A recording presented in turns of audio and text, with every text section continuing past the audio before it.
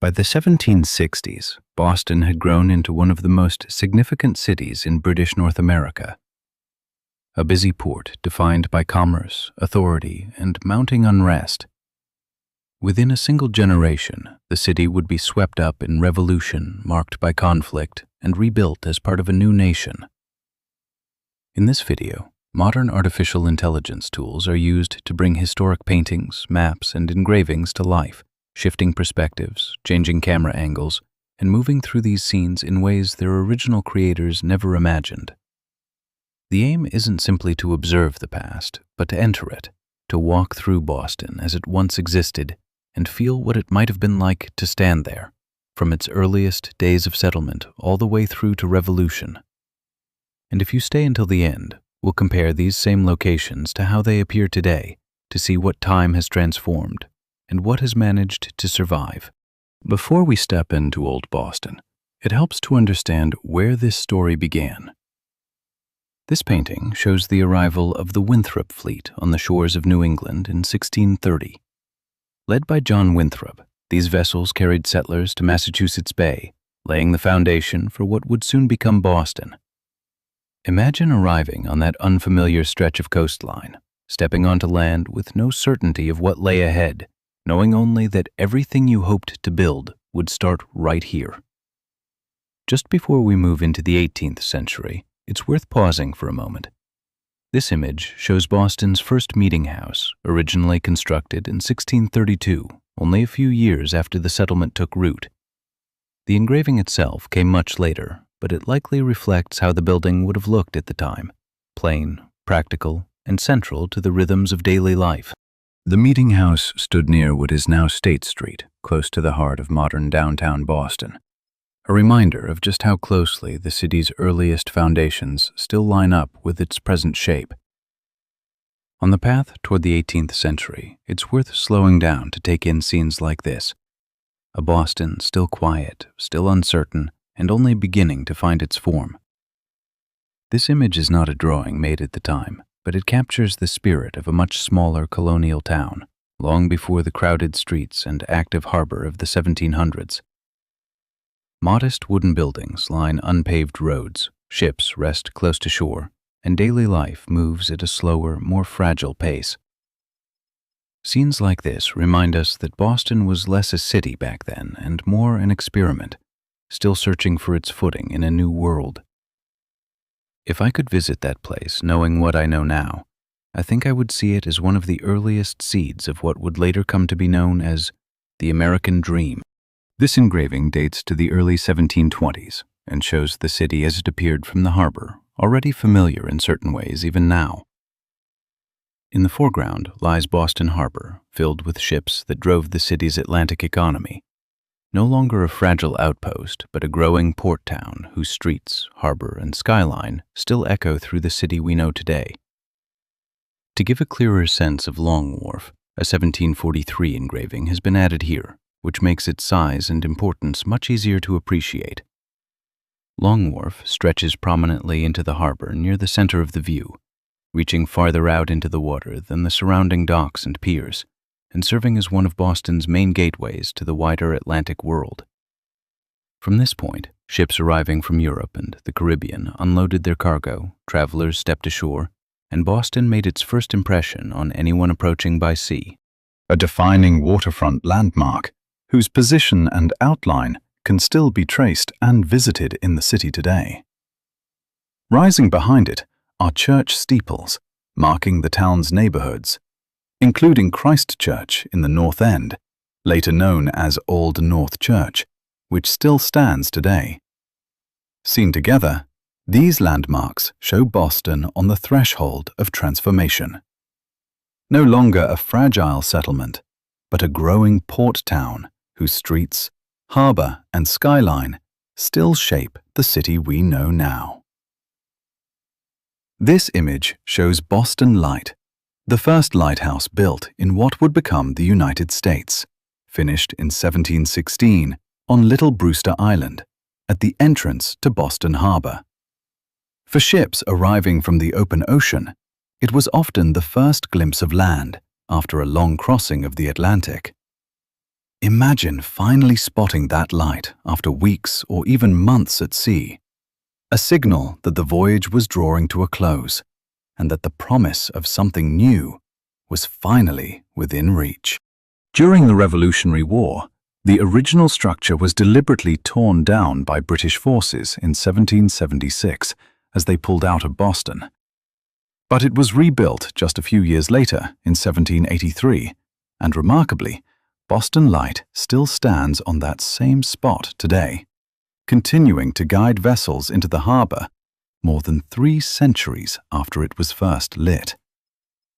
This engraving shows Castle William, the principal fort guarding the entrance to Boston Harbor in the early 18th century. Positioned on Castle Island, it controlled the narrow approaches to the town and stood as a symbol of British military authority in the colony. For ships making their way into the harbor, its cannons served as a reminder that Boston was not simply a port of opportunity, but a place that was watched, defended, and firmly bound to imperial power. Leaving the sea behind, we step onto land just across the river in Cambridge, a town already closely woven into Boston's life and future. At this time, this was Harvard College, a small but significant center of learning in colonial New England. Long before it grew into a global university, Harvard existed to prepare clergy and civic leaders for the Massachusetts Bay Colony. In this view, 3 early buildings define the college yard. On the left stands Harvard Hall, used for classes and daily instruction. At the center is Stoughton Hall, built as student housing as the college gradually expanded. And on the right is Massachusetts Hall, completed in 1720 and still standing today, the oldest surviving building on the Harvard campus. Knowing what we know now, it's strange to think how ordinary this place must have felt at the time. Standing here and looking around, taking in the people and the atmosphere, it's easy to imagine walking these grounds without any sense of what the future would hold, only a quiet feeling that something important was beginning to take shape. This image shows the old State House in Boston around the middle of the 18th century, one of the most important public buildings in the town at that time. It served as the seat of colonial government, a place where laws were debated, taxes were imposed, and royal authority was enforced in the years leading up to the Revolution. From this very building, proclamations were read aloud to crowds gathered in the street below, and it stood at the very center of Boston's civic life. Today, it still stands in the heart of the city, a rare survivor from this era, quietly witnessing how the streets around it would soon become a stage for history. This scene shows Boston Common in the late 1760s, one of the oldest public spaces in the city. At the time, it was shared ground used for grazing animals, public gatherings, military drills, and everyday leisure. British soldiers often drilled here, sometimes in full view of townspeople simply going about their days.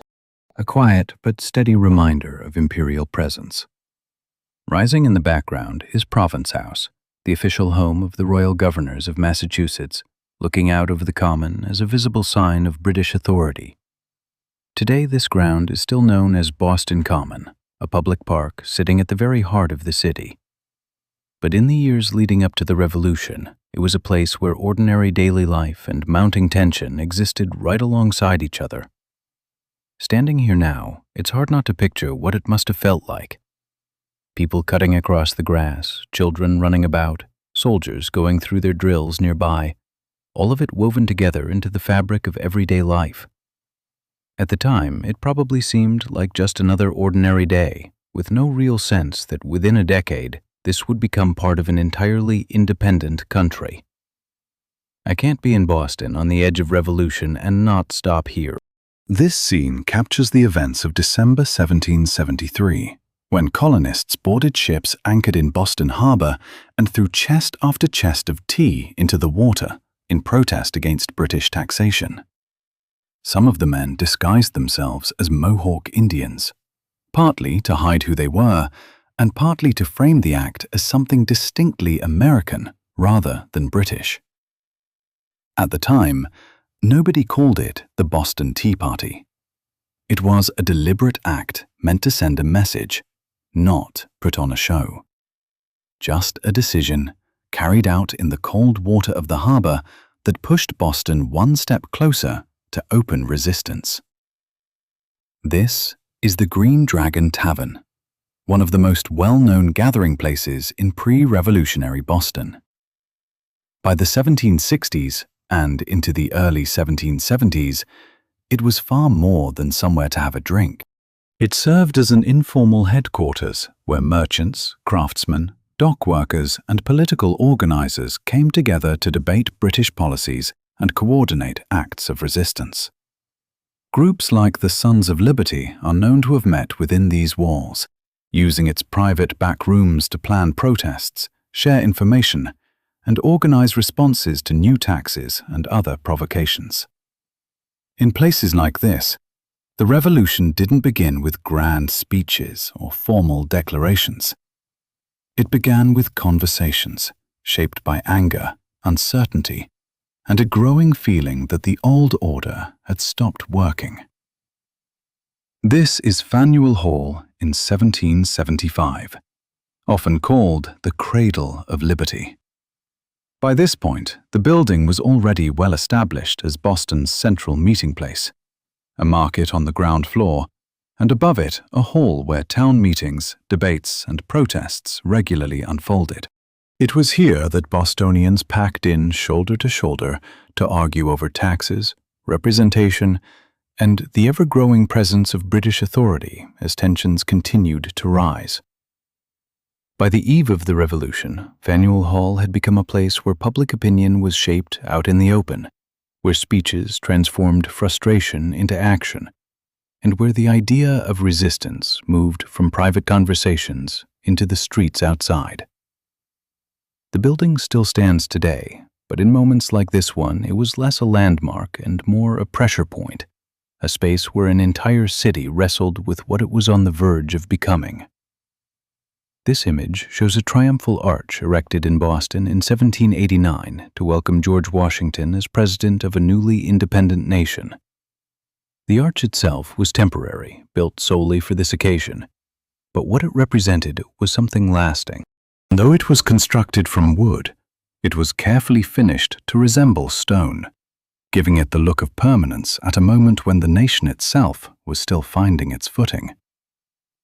Just a few years before, these same streets had been full of protest and uncertainty. Now they were decorated for celebration. For the people gathered here, this was more than just a visit. It was evidence that the revolution had actually led somewhere real. The colonies were no longer struggling to become something. They had become something. Imagine standing there, watching the city step into history. No longer a piece of an empire, but part of something entirely new. This is Christ Church, known today as the Old North Church, finished in 1723. Decades before the American Revolution, long before it became connected to famous signals and midnight rides, it was simply a familiar Anglican church in Boston's North End. The images we're looking at come from different moments in time. One tries to recreate how the church and its surroundings would have looked in the 18th century, while the other dates from around 1807, showing the building as it stood in the early years of the new republic.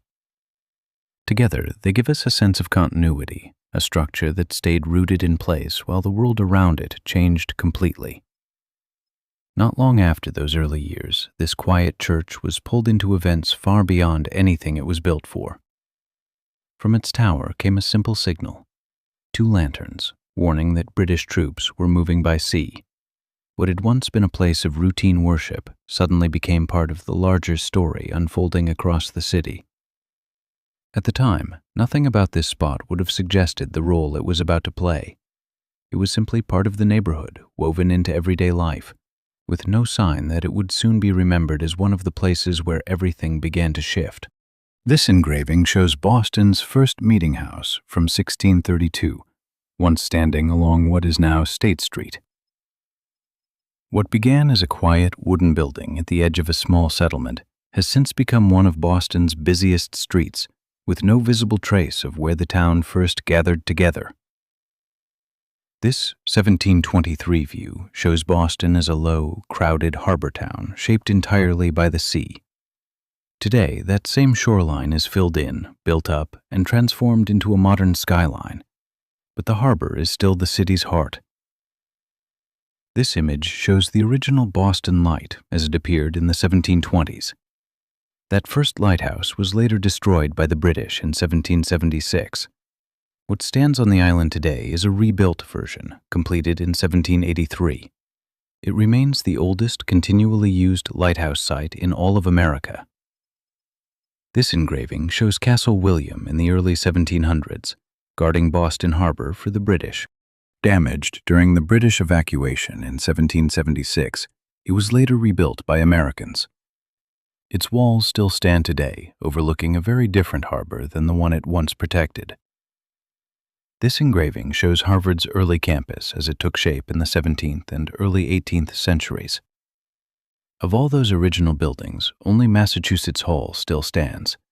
Built in 1720, it survived the Revolution and remains the oldest building at Harvard still in use.